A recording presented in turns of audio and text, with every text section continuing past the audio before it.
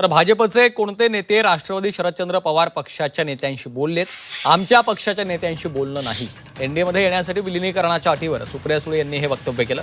चर्चा करणाऱ्यांना एकमत करू द्या, असं आशिष शेलार यांनी म्हटलंय.